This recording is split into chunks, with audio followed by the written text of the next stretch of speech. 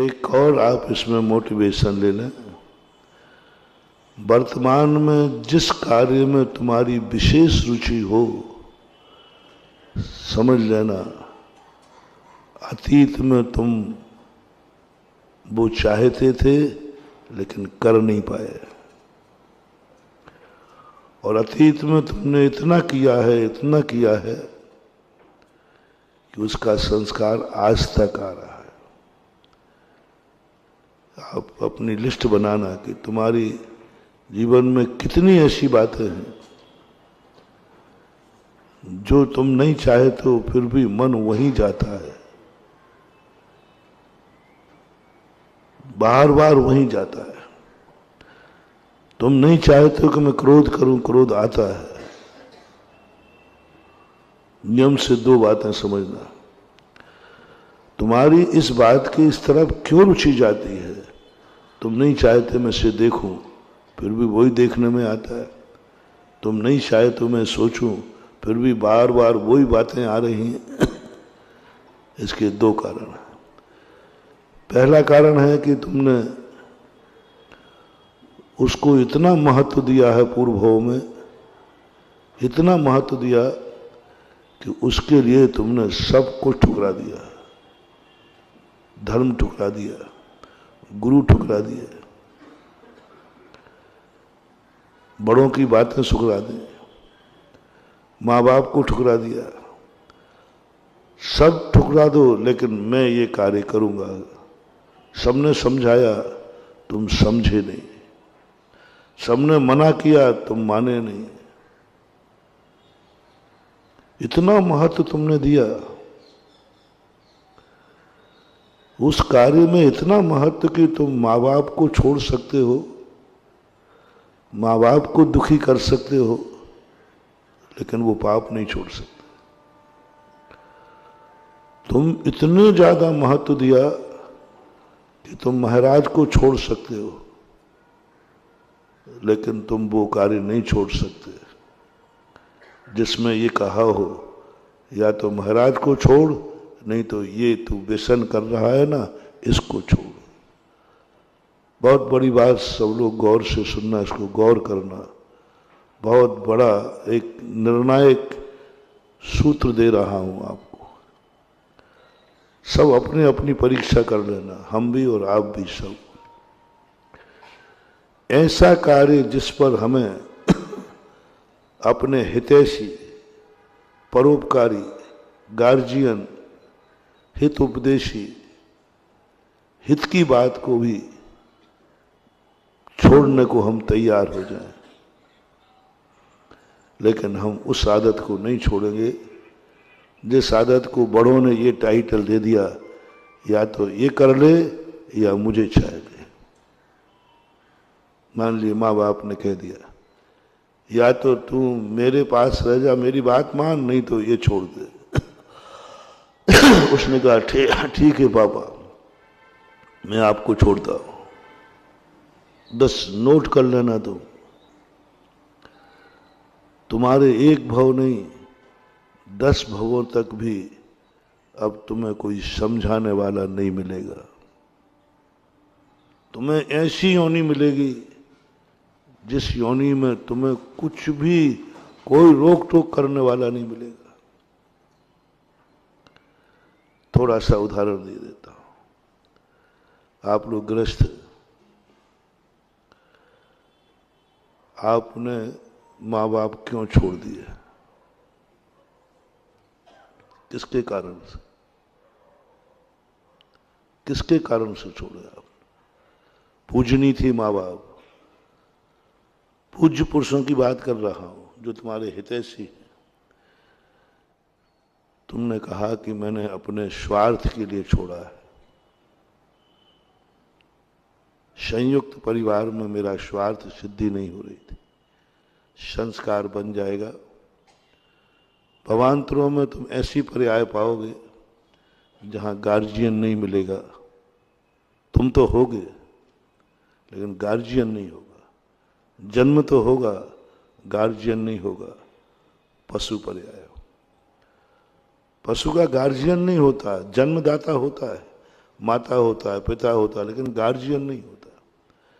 सदा उसके संबंध में हित की बात सोचने वाला नहीं होता। थोड़े दिन सोचता है, छोड़ देता है, क्योंकि तुमने एक पूज्य पुरुष को किसी कारण छोड़ दिया। आपने माँ को क्यों छोड़ा? बोले महाराज मेरे लिए तो कोई तकलीफ नहीं थी, लेकिन निर्णय हुआ कि पत्नी और माँ में एक का चयन करना था, क्योंकि ऐसा पत्नी ने कह दिया या तो माँ रहेगी तुम्हारी या मैं रहूंगा। 99% लोग का पक्ष पत्नी की तरफ जाएगा। बस अब कर्म व्यवस्था बनाएगा तो स्त्री तो मिलेगी, लेकिन माँ नहीं मिलेगी। माँ जन्म देगी, लेकिन जिंदगी नहीं देगी वो, जैसे पशु होते हैं। पशु में पुरुष होते हैं, मतलब, और स्त्रियां भी होती हैं। त्रियंच होते ना, त्रियंचनियां होती हैं। तो त्रियंच त्रियंचनी कौन बनते हैं?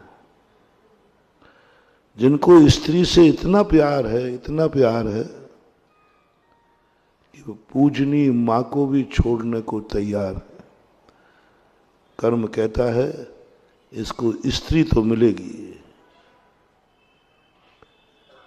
स्त्री तो मिलेगी, त्रियंचनी तो मिलेगी, लेकिन इसको मां नहीं मिलेगी। ऐसी योनि की तलाश की जाएगी जहां मां नहीं होती है, स्त्री होती है। क्योंकि तुमने कितना बड़ा बलिदान दे दिया। उन बच्चों से मैं सदा कहा करता हूं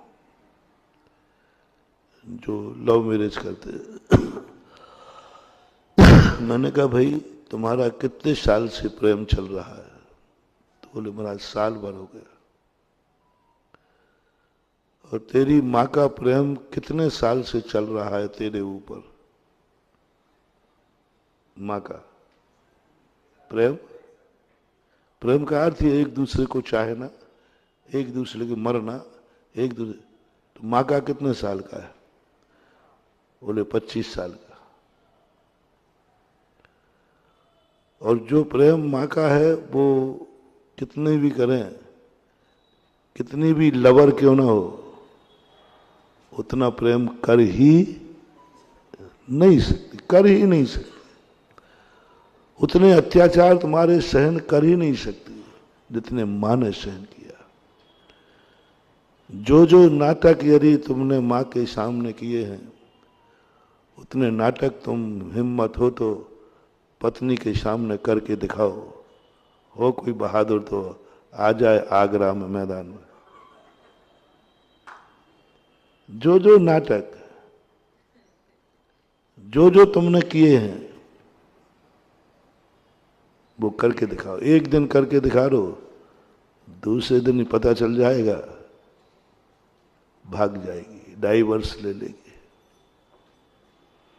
मां ने जितना सहन किया है उतना तुम्हें, तुम्हारी पत्नी तुम्हें बर्दाश्त नहीं कर सकेगी। मां ने बहुत बर्दाश्त किया, बर्दाश्त ही किया, लेकिन पत्नी इतना बर्दाश्त नहीं करती। उसके बावजूद भी तुमने उसको चला। माँ बाप ने कहा बेटा और बहू को लाएगा तो फिर मैं तो तेरे साथ नहीं रह पाऊंगी। मैं धर्मात्मा हूं, मैं गुरु भक्तन हूं, मेरा धर्म छूट जाएगा। यदि तुम्हारे मन में ये भाव आ गया, सारे भारत के युवा वर्ग कोट करना। बच्चे न सुन रहे हो तो उनके माँ बाप इस बात को थोड़ा सा निकाल करके उस बच्चे को फोन से भेज देना। क्या बोलते उसको? हाँ, उसकी क्लिप भेज देना। यदि उसने ये भाव कर लिया मम्मी पापा मैं तुम्हें छोड़ सकता हूं, 25 साल का प्रेम छोड़ सकता हूं, लेकिन मैं इसी से शादी करूंगा। कान खोल के सुनो, पत्थर की लकीर है। नियम से ऐसा बालक, ऐसी कन्या, दोनों के दोनों स्त्री और पुरुष तो बनेंगे, लेकिन पशुओं में बनेंगे। स्त्री पुरुष तो बनेंगे। शास्त्रों में ऐसे सैकड़ों उदाहरण पड़े। स्त्री और पुरुष तो तुम दोनों मिलोगे, पक्का है, लेकिन पशु पर्याय में मिलोगे, त्रियंच और त्रियंचनी में मिलोगे। तुम्हें मां के द्वारा जीवन नहीं मिलेगा, जन्म मिलेगा, जीवन नहीं मिलेगा। पत्थर की लकीर समझना। और भी किसी कार्य में आप ले लें, आपको कहीं जाना है, जैसे हमने कल बताया था, कोई कल छोटी मोटी बात नहीं कही थी हमने। आप दोस्तों के आने पर आप कुछ ऐसा करने वाले थे कि मम्मी पापा के आने पर वो कार्य तुम नहीं कर पाए, तो तुमने अवशगुन मान लिया, अच्छा नहीं लगा तुम्हें, अच्छा नहीं लगा। उसी समय तुम्हें ऐसा कर्मबंध होगा कि तुम्हारा दिमाग काम नहीं करेगा, कोई तुम्हें सलाह देने वाला नहीं मिलेगा, कोई तुम्हें टोकने वाला नहीं मिलेगा। जैसे पशुओं को कोई नहीं टोक पाता। कहां जाना है, क्या खाना है, क्या पीना, कुछ नहीं, कोई तुम्हें टोकने वाला ही नहीं मिलेगा, कोई तुम्हें सहेजने वाला नहीं मिलेगा, कोई तुम्हें गाइड नहीं मिलेगा, कोई निर्देशक नहीं मिलेगा। तुम्हारी मर्जी पड़े जो करो। ऐसे लोग पशुओं में जन्म लेते हैं, जिनकी जिंदगी का कोई भी, उनका ना कोई विद्यालय होता है, ना कोई उनका शिक्षक होता है।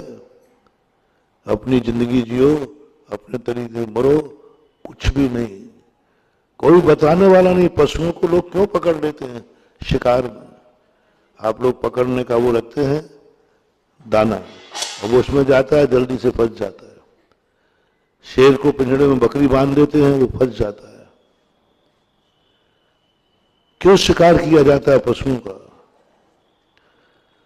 पशु क्यों शिकार के जाल में जल्दी फंस जाते हैं? क्यों लोग पशुओं का शिकार खेलते हैं? क्योंकि पशुओं को किसी व्यक्ति ने शिक्षा नहीं दी। आपने अपने बालक को शिक्षा दी है, बेटा ध्यान रखना, यहां रहना, यहां करना, ये करना, वो करना। लेकिन आप पशुओं को कोई नहीं देता, जो चाहे पकड़ लेता है,